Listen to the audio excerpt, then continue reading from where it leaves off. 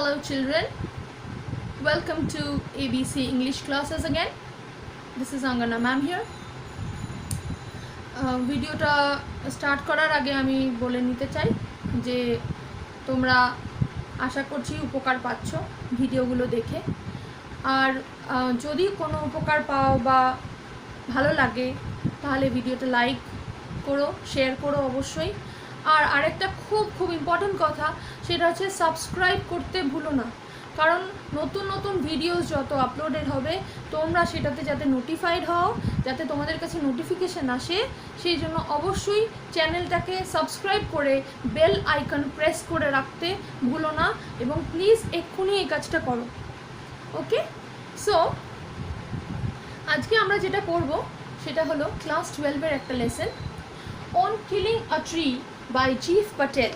It is a poem, যেটা আমরা আজকে পড়ব। About the poet আমরা একটু পড়ে নিই।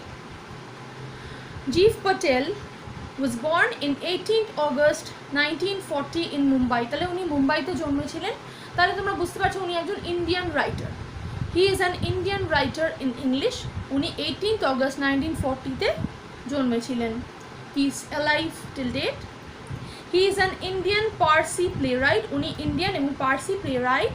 প্লেরাইট হচ্ছে নাট্যকার, উনি নাটক লেখেন। অ্যান্ড অলসো আ পেইন্টার, উনি একজন পেইন্টারও, উনি ছবি আঁকেন। And also a practising physician, উনি কিন্তু প্রফেশনালি একজন ডাক্তার।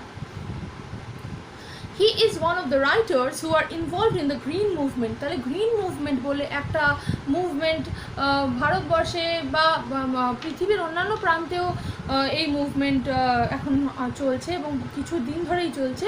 তো সেই মুভমেন্টে বহু রাইটার সাবস্ক্রাইব করেছেন, তার মধ্যে জিভ প্যাটেল হচ্ছে ওয়ান অফ দেম, যে গ্রিন মুভমেন্ট এই মুভমেন্টটাতে সাবস্ক্রাইব করেছেন। His poems speak of deep concerns for nature and man's cruelty towards it.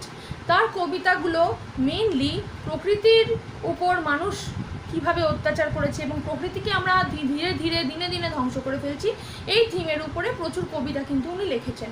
তার মধ্যেই একটা কবিতা অন কিলিং আ ট্রি, যেটা আমরা আজকে পড়ব। His works include poems How Do You Withstand 1966-এর, বডি 1976-এ অ্যান্ড মিরর্ড মিররিং 1991-এ লেখা। হিজ প্লেস আর titled princes, Savaksa and mister Behram, এই তিনটে ওনার লেখা নাটক। তাহলে অথরের ব্যাপারে আমরা একটু পড়ে নিলাম। উনি একজন প্র্যাকটিসিং ফিজিশিয়ান, মানে উনি একজন ডাক্তার। এবং আমরা এই কবিতাটা পড়তে পড়তে দেখতে পাবে তোমরা যে উনি যেহেতু একজন doctor, image of a patient, যে যে যার ক্ষত হয়েছে, যে আস্তে আস্তে সেরে উঠছে বা ব্লিড করছে, এরকম অনেক ইমেজেস পাবে। তুমি বুঝতে পারবে তোমরা যে এটা ওনার প্রফেশনের সাথে অনেকটা রিলেটেড। এই পোয়েমটা স্ট্রাকচারের ব্যাপারে একটু বলে দিই। On killing a tree is a protest poem. এটা একটা প্রোটেস্ট করে লেখা কবিতা। প্রোটেস্ট করা মানে প্রতিবাদ করা। ওকে, It is written in stanzas of irregular length. এই পোয়েমটা কোনো পার্টিকুলার লেংথের স্ট্যান্জাতে লেখা নয়। এক একটা স্ট্যান্জা এক একটা লেংথের, এক একটা স্ট্যান্জা বড় বা ছোট। It does not use the traditional markers of poetry such as rhyme or regular meter or stanzas of equal length. তাহলে এই কবিতাটাতে আমরা আরও কী পাই না, সেটা হচ্ছে ট্র্যাডিশনাল, মানে যুগ যুগ ধরে চলে আসে যেগুলো কবিতার একটা ছন্দ থাকে বা একটা রেগুলার মিটার থাকে, তোমরা জানো। তা এই এই এই কবিতাটাতে কিন্তু রেগুলার কোনো মিটারও নেই বা কোনো রাইম স্কিমও অ্যাজ সাচ আমরা পাই না। Instead it is written in free verse. এই কবিতাটা ফ্রি ভার্সে লেখা, মানে এই কবিতাটাতে কোনো ছন্দ নেই। তাহলে সরাসরি চলে আসছি কবিতাতে। On killing a tree. This poem is mainly about the brutal act of deforestation and the perverse mind of man who can execute such a crime. তাহলে কবিতাটার মেন থিম হলো ডিফরেস্টেশন, মানুষ কীভাবে যুগ যুগ ধরে গাছ কেটে ফেলছে, জঙ্গলের পর জঙ্গল কেটে সাফ করে দিচ্ছে, এবং সবথেকে বড় কথা হচ্ছে তার আফটার এফেক্টস নিয়ে কিন্তু মানুষ ভাবছেও না। যে আমি যে গাছ কেটে ফেলছি তার ফলে কি হতে পারে, এর আফটার এফেক্টস নিয়ে মানুষ কিন্তু একদমই ভাবছে না। পড়ি, let us come to the text. On Killing a Tree by Jeev Patel. It takes much time to kill a tree. Not a simple jab of a knife will do it. তাহলে কি বলছে, যে অনেক অনেক সময় লাগে একটা গাছকে মেরে ফেলতে বা কিল করতে। লুক অ্যাট দ্য ওয়ার্ড কিল। তাহলে গাছকে আমরা জেনারেলি গাছের সাথে কোন শব্দ ব্যবহার করি, আমরা বলি কাটিং আ ট্রি বা গাছ কেটে ফেলা, কিন্তু কবি এখানে বলছেন গাছকে মেরে ফেলা, মানে গাছকে কেটে ফেলাকে he is almost trying to say that it is equal to a murder, এটা এক ধরনের খুন। তাহলে প্রথমেই দেখো কবিতাটার টাইটেলেও তোমরা বুঝতে পারবে যে কিলিং শব্দটা উনি ব্যবহার করেছেন, উনি কাটিং শব্দটা ব্যবহার করেননি। এখানেও দেখো ফার্স্ট লাইনে বলছেন ইট tax much time to kill a tree, একটা গাছকে সম্পূর্ণভাবে খুন করে মেরে ফেলাতে অনেক কিন্তু সময় লাগে। Not a simple jab of the knife will do ইট, একটা ছুরির খোঁচায় বা একটা ব্লোতেই কিন্তু আমরা গাছটাকে মেরে ফেলতে পারি না। জ্যাব মানে দেখো the meaning of jab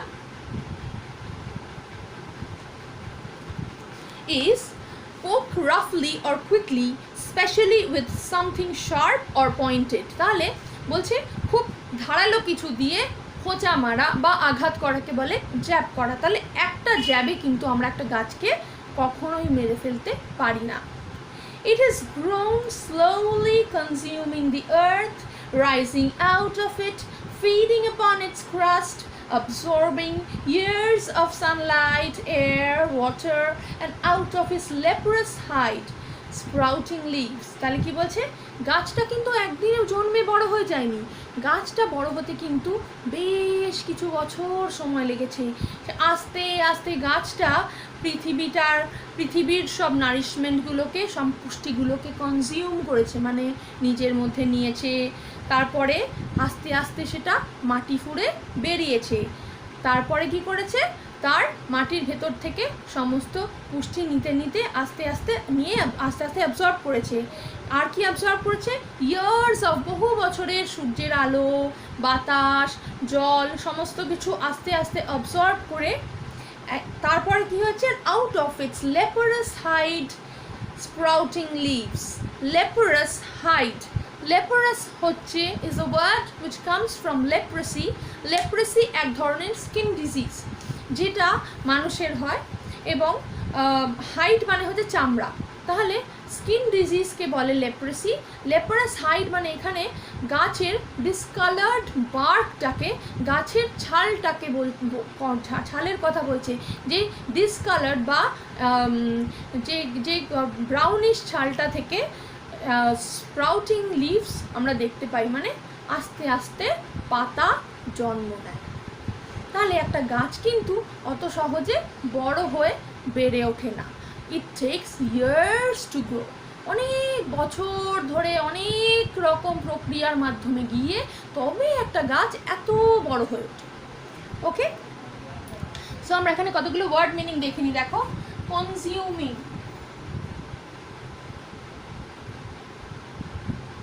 consuming মানে হলো ইউজিং আপ আ রিসোর্স, আস্তে আস্তে একটা কোনো রিসোর্সকে ইউজ করা বা ব্যবহার করা।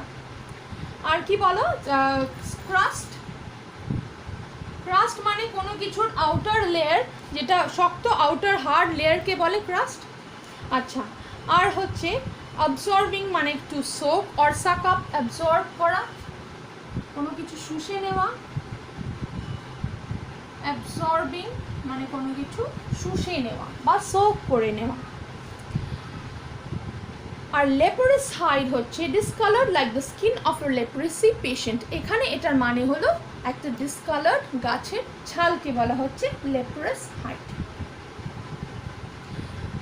তাহলে আমাদের প্রথম স্টানজা পড়া হয়ে গেছে। প্রথম 9টা লাইনে কবি কি বলছেন কিভাবে একটা গাছ বহু বছরের পরিশ্রম এবং কষ্ট করে করে করে করে সূর্যের আলো নিয়ে, জল নিয়ে, বাতাস নিয়ে কিভাবে বড় হয়ে ওঠে আস্তে আস্তে। So hack and chop, but this alone won't do it. তাই তুমি ওটাকে একটা কোপ মেরে কেটে ফেললে, হ্যাক অ্যান্ড চপ মানে এক কোপে কেটে ফেলা, একটা কোপ মেরে কেটে ফেললে, কিন্তু ওটা কিন্তু তাও মরে যাবে না। But this alone won't do it. এই যে তুমি গাছটাকে কেটে ফেললে, তুমি কিন্তু গাছটাকে মেরে ফেলতে পারলে না। Not so much pain will do it. ওই যে তুমি একটা কোপ দিলে গাছটাকে, গাছটার কতটা ব্যথা লাগলো বলো তো, কিন্তু তাও কিন্তু এত ব্যথা দেওয়ার পরেও গাছটা কিন্তু মরবে না। The bleeding bark will heal. দেখো ব্লিডিং বার্ক, রক্ত বেরোচ্ছে। তাহলে রক্ত শব্দটা আমরা মানুষের ক্ষেত্রে ইউজ করি, গাছের ক্ষেত্রে নয়। বারবার করে এরকম ধরনের শব্দ ইউজ করে পোয়েট কি প্রুফ করতে চাইছে, যে গাছটার প্রাণ আছে। তাহলে the bleeding bark will heal. আস্তে আস্তে যেই গাছের যেই অংশটা দিয়ে রক্ত বেরোচ্ছিল বা স্যাপ উজ আউট করছিল, সেই জায়গাটা আস্তে আস্তে হিল হয়ে যাবে বা রিকভার্ড হয়ে যাবে, হিল হয়ে যাবে। বা বাংলাতে হিল মানে হলো সেরে ওঠা। আস্তে আস্তে গাছটা সেরে উঠবে, ক্ষত জায়গাটা আস্তে আস্তে সেরে উঠতে লাগবে। And from close to the ground will rise curled green twigs. হ্যাঁ, মাটির খুব কাছ থেকে ছোট ছোট বেঁকানো বেঁকানো ঘোরানো ঘোরানো পাতা আর গাছের ছোট ছোট সবুজ সবুজ ডাল আবার কিন্তু বেরোতে শুরু করবে। মিনিয়েচার বাউস, ছোট্ট ছোট্ট গাছের ডাল। মিনিয়েচার মানে খুব ছোট, মিনিয়েচার মানে খুব ছোট, টাইনি। বাউস মানে হলো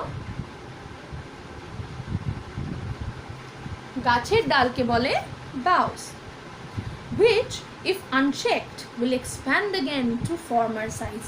এই যে এই বাউগুলো আর ছোট ছোট টুইকগুলো বেরোতে শুরু করেছে, আবার আমরা যদি ওগুলোকে আনডিস্টার্বড রেখে দিই, যদি আমরা ওগুলোকে না ডিস্টার্ব করি, না যদি ওগুলোর গ্রোথ আমরা আটকাই কোনোভাবে, তাহলে ওগুলো কিন্তু আবার আস্তে আস্তে বড় হতে শুরু করে দেবে, এক্সপ্যান্ড করবে। এক্সপ্যান্ড করা মানে বড় হয়, আস্তে আস্তে আবার বাড়বে to its former size.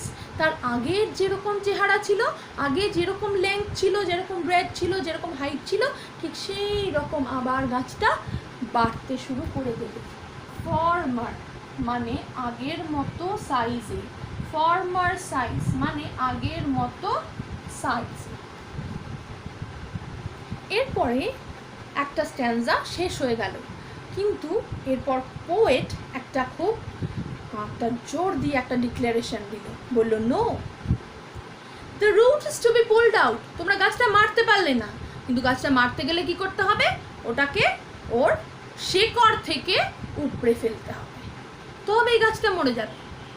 The root is to be pulled out, out of the anchoring earth it is to be roped, tied and pulled out, snapped out or pulled out entirely out of the earth cave, and the strength of the tree exposed, the source white and wet, the most sensitive hidden for years inside the earth.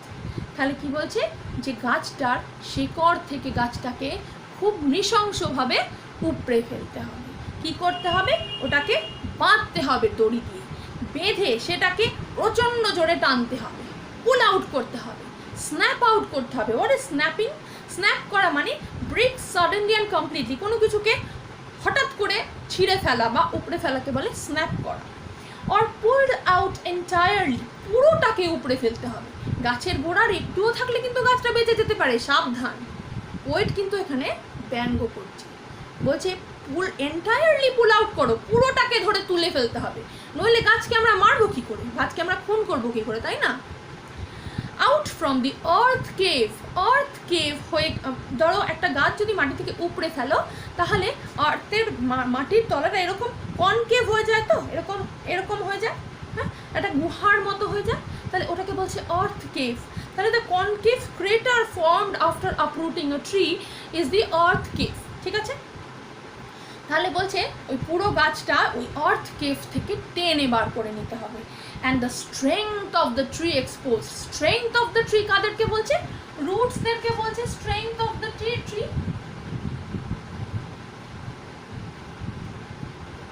Strength of the tree হলো ওর রুটগুলো, কারণ ওর রুটেই ওর শক্তি, ওর রুটই ওকে ধরে রাখে, ওর শেকড়ই ওকে ধরে রাখে।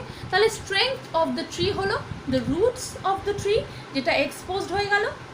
The source white and wet, এবং ক্ষত জায়গা থেকে ক্রমাগত সাদা রঙের স্যাপ উজ করতে লাগলো, সাদা, হোয়াইট অ্যান্ড ওয়েট, তাহলে রক্তের মতো স্যাপ বেরোতে থাকে এবং ভিজে যায় পুরো জায়গাটা। The most sensitive hidden for years inside the earth, এই রুটের পোর্শনটা হচ্ছে গাছের সব থেকে সেন্সিটিভ পার্ট। সেন্সিটিভ কারা হয়? মানুষরা হয়, যাদের ইন্টেলিজেন্স আছে, তাদের মন আছে, তারা সেন্সিটিভ হয়। কিন্তু এখানে কবি গাছকে বলছেন সেন্সিটিভ, বলছে গাছের সব থেকে সেন্সিটিভ পার্ট হচ্ছে মাটির তলায় যে জায়গা, যে পোর্শনটা লুকিয়ে থাকে বছরের পর বছর, সেই পোর্শনটাকে যদি তুমি উপড়ে ফেলতে পারো তবেই তুমি সাকসেসফুলি গাছটাকে মেরে ফেলতে পারো। তাহলে এই গেল আমাদের থার্ড স্টানজা। এরপরে ফোর্থ স্টানজাতে বলছেন, দেন ফোর্থ স্টানজাতে তোমরা বুঝতে পারবে যে কবি actually he has started suffering with the tree, গাছের সাথে কবিরও ভীষণ কষ্ট হচ্ছে, সেটা তোমরা ফোর্থ স্টানজায় বুঝতে পারবে। দেখো বলছে এরপরে আর বেশি সময় লাগবে না, দেন দ্য ম্যাটার অফ স্কর্চিং, এরপরে কি হবে? বেশি সময় লাগবে না মানে সেটা ব্যঙ্গ করে বলছেন যে এরপর কি হবে? এরপর স্কর্চিং হবে। হোয়াট ইজ স্কর্চিং বলো তো?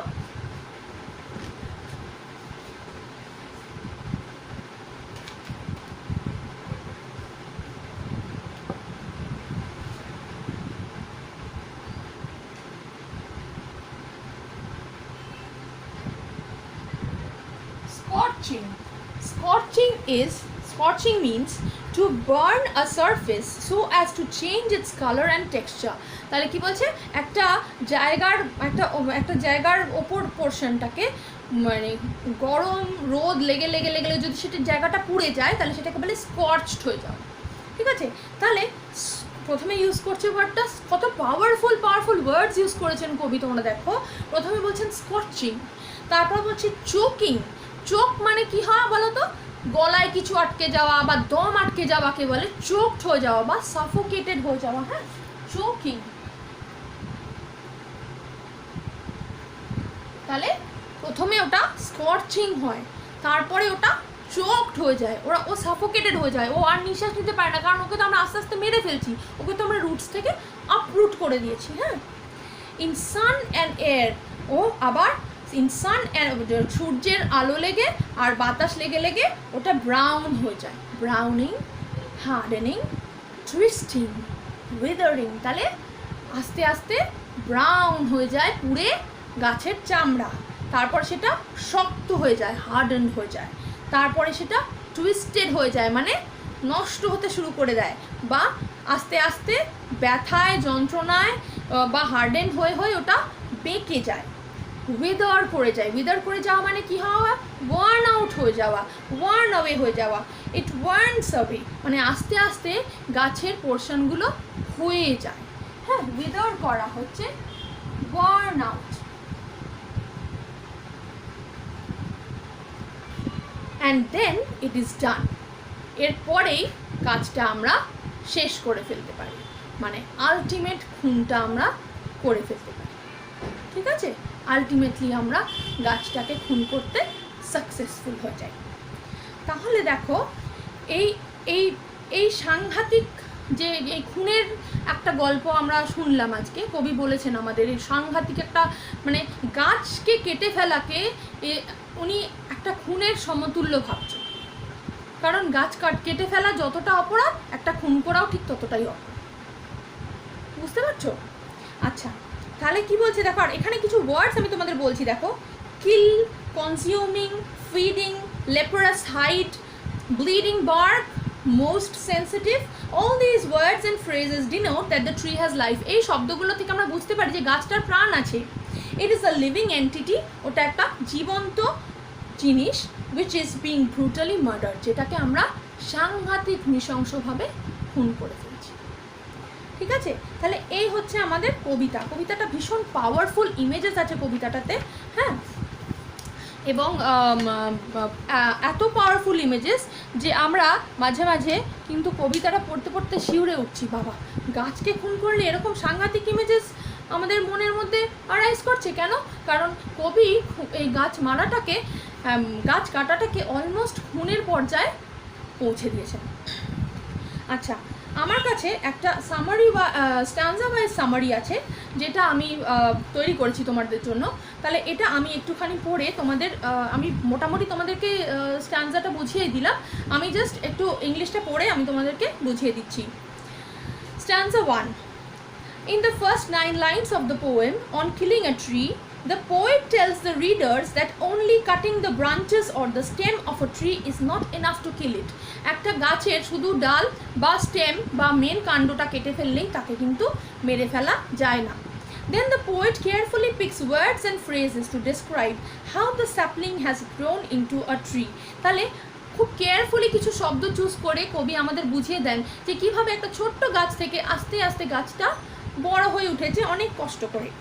The poet says that the sapling has consumed the earth, which means that it has drawn its nourishment from the earth.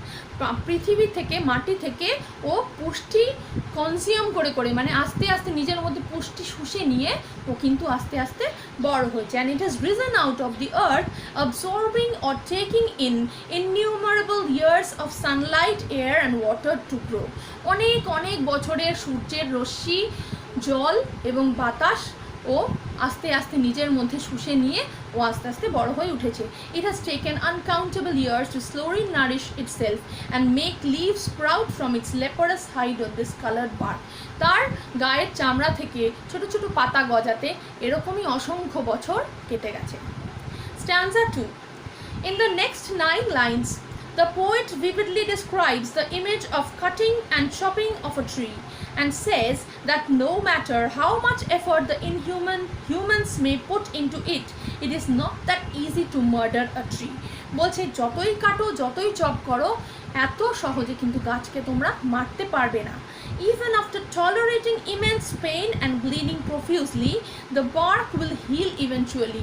প্রচণ্ড কষ্ট এবং পেন সহ্য করেও কিন্তু গাছটা আস্তে আস্তে আবার ভালো হতে শুরু করে দেয়, আবার ওর ক্ষত জায়গাটা হিল হয়ে যায়। From close to the ground, little green twigs will appear and the tiny branches, if left undisturbed, will again start growing back to its former size. ছোট ছোট পাতা আবার গজাতে শুরু করে দেয় এবং ওটাকে যদি আমরা আর বিরক্ত না করি, ওর মতো ওকে বাড়তে দিই, তাহলে ওটা আবার আগের পুরনো চেহারায় ফেরত যেতে পারে, পুরনো সাইজে, ফর্মার সাইজে ফেরত যেতে পারে। Stanza 3. In the next 10 lines, the poet declares a determined no and begins to detail how the tree has to be uprooted to murder it successfully. তাহলে কি বলছে? প্রথম নেক্সট 10 লাইনে প্রথমেই কবি একটা না বলে, না এরকমভাবে গাছ মারা যায় না। কিভাবে গাছ মারা যায় তাহলে সেইটার পদ্ধতিটা উনি এবার বলেন। He uses gory images to describe the action. What is a gory image? Gory image মানে রক্তাক্ত সব ছবি আমাদের সামনে উনি তুলে ধরেন। কেটে ফেলো, উপড়ে ফেলো, বেঁধে টানো, তবে না উপড়ে যাবে। তাহলে দিস ইমেজেস, এই ছবিগুলো কিন্তু খুব গোরি। And the strength of the tree has to be exposed to kill it finally. পুরোটা উপড়ে ফেলে যদি শেকড়টাকে আমরা মাটির বাইরে বার করে দিতে পারি, এক্সপোজ করে দিতে পারি, তবেই আমরা সেটাকে খুন করে ফেলতে সক্ষম হব। The sap of the tree oozes out from the most sensitive and hidden part of the tree. সব থেকে সেন্সিটিভ পার্ট গাছের পোর্শনটা থেকে ও স্যাপ উজ আউট করতে লাগে, মানে গড়িয়ে গড়িয়ে রক্ত গড়াতে লাগে। যেরকমভাবে রক্ত গড়ায় কবি ঠিক সেরকম স্যাপ গড়ানোর কথা বলেছেন। The word sensitive is carefully used to depict the tree as a living object and how ruthless man can be to uproot it so mercilessly. এত নৃশংসভাবে মানুষ কিভাবে একটা সেন্সিটিভ গাছকে উপড়ে ফেলতে পারে, একটা গাছের একটা সেন্সিটিভ জায়গাকে এরকমভাবে মাটির উপরে এনে দিতে পারে, এরকমভাবে এক্সপোজ করে দিতে পারে, সেটা মানুষই পারে। এই কথাই কবি বলেছেন যে কতটা নৃশংস মানুষ হতে পারে। আর last stanza, in the last 6 lines, the poet almost suffers with the tree. কবির কিন্তু গাছের সাথে সাথে কষ্ট হতে থাকে। তোমার পড়লে মনে হবে যে কবিও কিন্তু ওরকমভাবে স্কচ হয়ে, উইদার্ড হয়ে, আস্তে আস্তে পুড়ে পুড়ে নষ্ট হতে হতে শেষ হয়ে যাচ্ছে। He painstakingly, খুব কষ্ট করে, describes the final process of scorching and choking of the tree in sun and air, and then its color turns brown, কালারটা ব্রাউন হয়ে যায়, and it hardens এবং শক্ত হয়ে যায়, and finally twists এবং দুমড়ে যায়, and withers away এবং আস্তে আস্তে হয়ে যেতে থাকে, and then it is done। একটা ফাইনাল সেন্টেন্সে কবি বলেন যে এইবারে খুনটা একদম ঠিক মতো করা হয়েছে। Man finally achieves success in the perverse act of murdering the tree brutally and ruthlessly। এত ব্রুটালি, এত নৃশংসভাবে মানুষ গাছকে খুন করে ফেলতে কিন্তু সক্ষম হয়ে গেছে। আচ্ছা, এটা হলো একটা স্ট্যান্সা ওয়াইজ ছোট সামারি যেটা আমি তোমাদের জন্য বলে দিলাম। আর এরপরে আমি একটা ছোট্ট পোর্শন বলে দিচ্ছি, সেটা হচ্ছে সিগনিফিকেন্স অফ দ্য টাইটেল। এই কবিতাটার টাইটেলটা খুব সিগনিফিকেন্ট। টাইটেলটার থেকেই বোঝা যায় যে আমরা যে কবি এই গাছ কাটার যে অ্যাক্টটা, এটাকে কি কোন চোখে দেখছে। তাহলে সিগনিফিকেন্স অফ দ্য টাইটেলটা আমি তোমাদেরকে একটু পড়ে বুঝিয়ে দিচ্ছি। In the poem on killing a tree, the word killing instead of cutting is very significant। যে শব্দটা কিলিং শব্দটা ব্যবহার করেছে কাটিং এর পরিবর্তে, সেটা খুব মানে রাখে। The word killing according to the Cambridge Dictionary means an occasion when a person is murdered। Cambridge Dictionary অনুযায়ী এই শব্দটার মানে হলো একটা কাজ করা, একটা মানুষকে খুন করে ফেলাই হলো কিল করা। It means to completely destroy and wipe out an object's existence from the earth। পুরোপুরি একটা বস্তু বা একটা জীব বা একটা যে কোনো লিভিং অবজেক্টের এক্সিস্টেন্সটা মানে অস্তিত্বটা একেবারে নষ্ট করে ফেলা, পৃথিবী থেকে একেবারে বিলুপ্ত করে দেওয়া হলোই মার্ডার করা বা কিল করা। In this poem, the poet talks about how man, even though he is considered as the most intelligent animal, হ্যাঁ মানুষ কিন্তু সব থেকে ইন্টেলিজেন্ট অ্যানিমাল বলে আমরা গর্ব করি নিজেদের, encourages merciless deforestation। প্রচুর গাছ এভাবে মানুষ কেটে ফেলছে। ডিফরেস্ট করে ফেলা মানে গাছ কেটে ফেলা। Denying the eternal bond share by the earth and the tree. দেখো এই যে প্রথম স্ট্যান্সাতে আমরা দেখলাম যে গাছটা আস্তে আস্তে মাটির তলা থেকে তার পুষ্টি নিয়ে, রোদ্দুর নিয়ে, জল নিয়ে, এয়ার নিয়ে আস্তে আস্তে বড় হয়ে উঠছে না। এইটার থেকে তুমি বুঝতে পারবে যে ঠিক একজন মা যেমন তার সন্তানকে লালন করে, ঠিক সেরকমভাবে আর্থ কিন্তু একটা গাছকে লালন করে ভালোবেসে বড় করে তোলে, এবং ওদের মধ্যে কিন্তু একটা মা আর সন্তানের বন্ড আছে যেটা মানুষ বুঝতে পারে না। দেখো আমরা বলছি এখানে, it bleeds and then tries to heal its wound from within, trying to live desperate। আচ্ছা sorry, I've missed a line। When hacked and chopped, the tree doesn't die। এই যে অর্থের সাথে যে গাছের একটা বন্ড আছে, এই জন্য গাছটাকে যদি আমরা মাঝখান থেকে কেটে ফেলি তাহলে গাছটা কিন্তু তখনও মরে না। It bleeds and then tries to heal its wound from within, trying to live desperately। ও কিন্তু নিজের যে ক্ষতটা ওটাকে নিজের শক্তি দিয়ে ওটাকে সারিয়ে ফেলার চেষ্টা করে, এবং চেষ্টা করে মানে ডেসপারেটলি চেষ্টা করে বেঁচে থাকার। But unfortunately, the perverse human beings tie the tree and uproot it brutally and entirely out from the earth cave। এরপরেও কিন্তু মানুষ শান্তি পায় না। সে কি করে, সে গাছটাকে ভালো করে দড়ি দিয়ে বেঁধে ওটাকে একদম গোড়া থেকে উপড়ে ফেলে। Thus, the murder is final and complete। এখানেই খুনটা কমপ্লিট হয়ে যায়। As the poet declares, and then it is done। এই কাজটা এখানেই শেষ হয়ে গেল। This abominable crime of killing, which man has been committing since ages, is criticized by the poet vehemently। Poet কিন্তু এই যে act of cutting a tree বা কিলিং আ ট্রি বা ডিফরেস্টেশন, এটাকে সাংঘাতিকভাবে এটার নিন্দে করেছে বা সমালোচনা করেছেন, ক্রিটিসাইজ করেছেন। The vigorous and cruel act of killing a tree and the pain suffered by the tree in the process is palpable throughout the poem. পুরো পোয়েমটা যদি তোমরা পড়ো ভালো করে, তোমরা বুঝতে পারবে যে কীরকম কতটা কষ্টর মধ্যে দিয়ে একটা গাছ যায় যখন মানুষ তার উপরে অকারণে কুড়ুল চালায়, অকারণে তাকে উপড়ে ফেলে, অকারণে তার উপরে অত্যাচার করে, কতটা যে তাকে কষ্ট সহ্য করতে হয় সেটা পুরো পোয়েমটাতে আমরা কিন্তু বুঝতে পারি। ইট ইজ প্যালপেবল, মানে আমরা ফিল করতে পারি। Thus, the title on killing a tree is apt and signifies the very essence of the poem. তাই জন্য এই কবিতার এই টাইটেলটা খুব অ্যাপ্ট বা খুব অ্যাপ্রোপ্রিয়েট, যেটা কবি ইউজ করেছেন। আচ্ছা, আরেকটা কথা আমি তোমাদের বলে দিই, তোমরা নানা রকম উত্তর এই কবিতাটার লিখবে। সেই উত্তর লেখার সময় যদি সিমিলার কোনো অন্য কবিতা থেকে তোমরা কোটেশনস ইউজ করতে পারো, তাহলে অবভিয়াসলি তোমাদের উত্তরগুলো অনেক বেশি এনরিচড হবে বা অনেক বেশি সুন্দর হবে, অন্যদের থেকে আলাদা হবে। তাই তোমাদের জন্য আমি পছন্দ করে দুটো সিমিলার কবিতা থেকে দুটো কোটেশন এখন বলছি। সনেট অন ডিফরেস্টেশন, এই কবিতাটা ইটস এ সনেট, 14 লাইনের একটা কবিতা, যেটা ডক্টর এ সেলেস্টিন রাজ মনোহরের লেখা।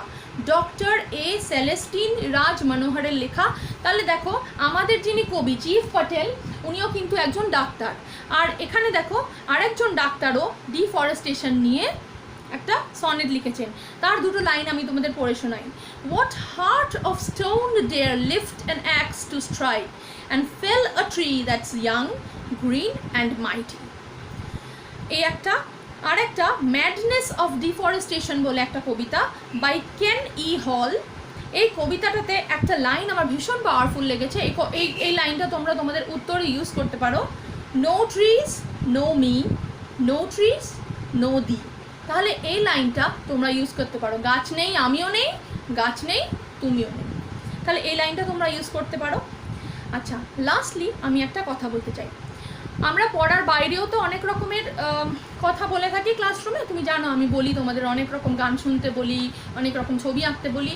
তাহলে এই কবিতাটা যে পড়বে তোমরা, বা উত্তর লিখবে বা ক্রিটিসিজম লিখবে, সামারি লিখবে, যাই লিখবে, এটার সাথে তোমাদের একটা অ্যাডিশনাল হোমওয়ার্ক হলো যে আমি আমার এই ভিডিওটার তলায় ডেসক্রিপশানে দুটো লিঙ্ক দেব।